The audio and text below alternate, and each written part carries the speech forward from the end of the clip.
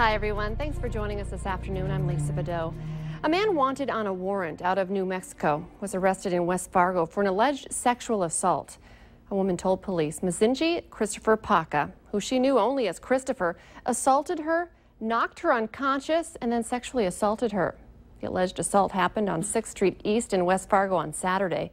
Police were able to track Paca down. He is now under arrest. The sexual assault investigation is ongoing.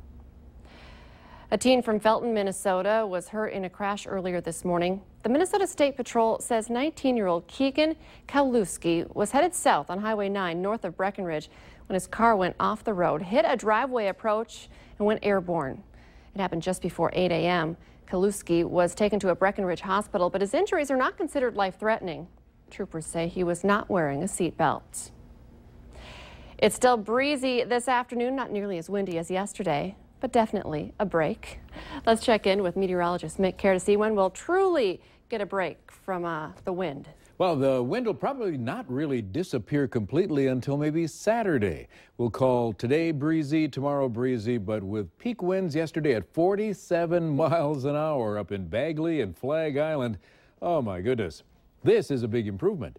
We had a couple of sprinkles that started way out around the hometown of Lisa Badeau, Bow Bells, North Dakota, about 3 o'clock this morning, and made their way to Detroit Lakes and then completely fizzled out.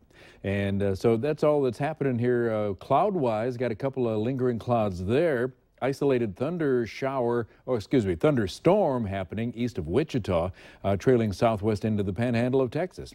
Okay, here are the wind speeds currently 9 to 17, gusting to 21 to 25 along Highway 2. Temperatures just shy of 80, and we're headed for the mid-80s today, Lisa. Should be an awesome day and an even finer evening. So we'll show you that here in a few minutes. Looking forward to it. Thank you, Mick. Here's another road you might want to avoid on your drive this afternoon. Crews will be working on 2nd Street North between 7th Avenue North and 8th Avenue North to repair a leaking water service. Northbound traffic will be detoured to 1st Street North, while southbound traffic will be detoured to 3rd Street North. The road is expected to open back up by the end of the day.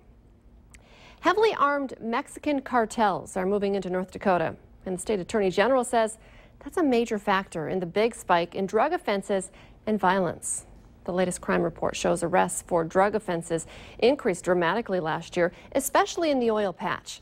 They're up 18%, and police are finding larger quantities of heroin and meth. Murders were also up in 2014, 19 of them statewide.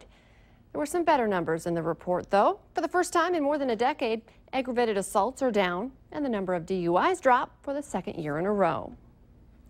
Police in Minnesota are investigating the death of an infant that they are calling suspicious. The 2-month-old boy's mother says she found him unresponsive in his crib at their Eden Prairie home, and he died that day at the hospital. According to a search warrant, 20 minutes after the doctor told the mother her son was dead, she asked how soon death benefits would be paid. When police started investigations, they learned that the mother was in financial trouble. They believe that could be a motive for murder. A suspended Pelican Rapids and Fargo doctor has pleaded guilty to obtaining hydrocodone, oxycodone, and other prescription drugs by writing fake prescriptions. The state's attorney's office in St. Paul says Blair Nelson wrote prescriptions in the names of family members and friends, but picked up the drugs for his own use. A DEA investigation says he attempted to obtain more than 1,700 pills.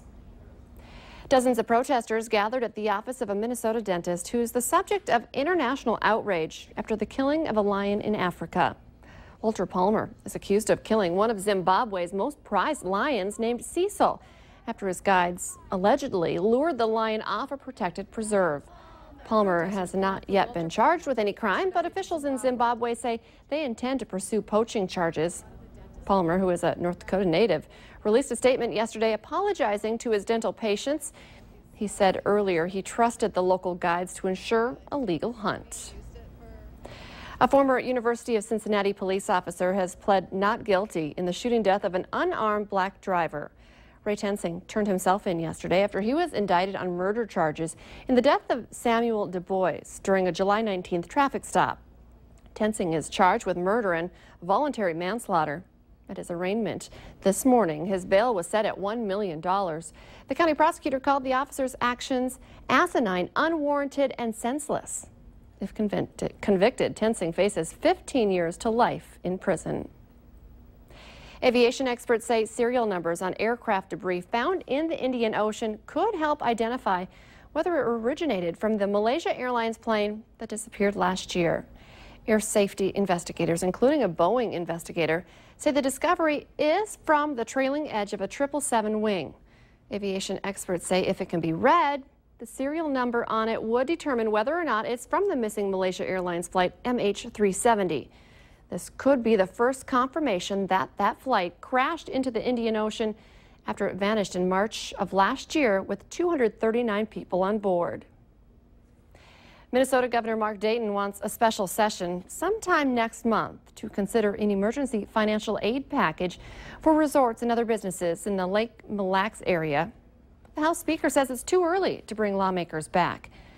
The governor is concerned about the economic hit that the popular fishing destination will suffer if state officials close the walleye season early due to a dwindling fish population.